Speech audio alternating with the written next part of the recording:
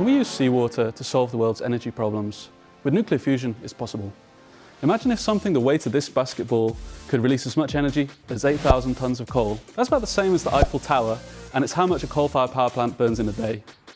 This form of energy is called nuclear fusion, and it's the same type of reaction that happens in the core of the sun. The fuel for this you can extract from seawater and from lithium, like the batteries that you have in your mobile phone. And those are abundant, and there is enough fuel around for millions of years of CO2-free energy production.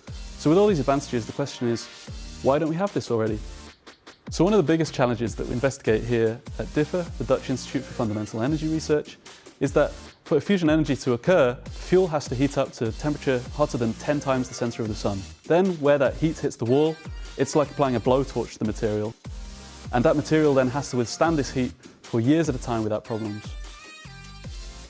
And that's what we test with this unique setup. This is the machine Magnum PSI. It's the only machine in the world that can create the heat and the other conditions that you would expect at the wall of a fusion reactor.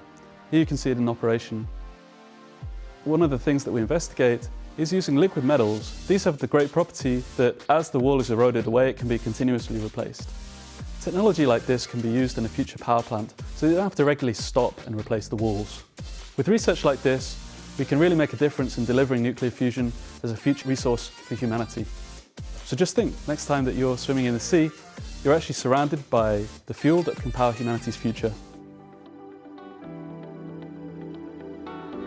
At DIFA we are not only doing research on fusion, but we also work on energy storage by clean and sustainable solar fuels. We need new and innovative solutions for sustainable usage of energy, because the world energy demand is increasing while the natural resources that we use currently are decreasing. So we are in a transition at the moment. And at DIFA we want to contribute to this transition.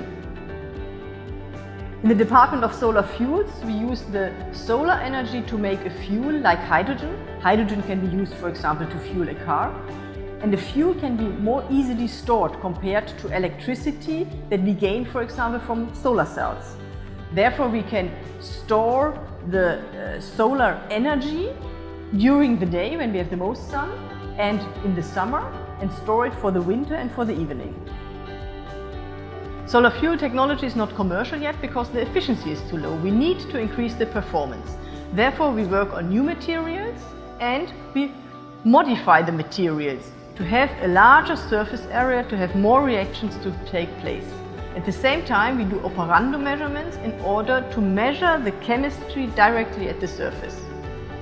And in simulations, we try to simulate these processes, and then we can compare the simulations with the experiments.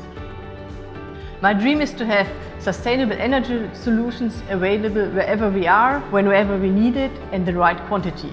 I believe that we will need a mix of different technologies for the future, and at DIFA we try to contribute to this.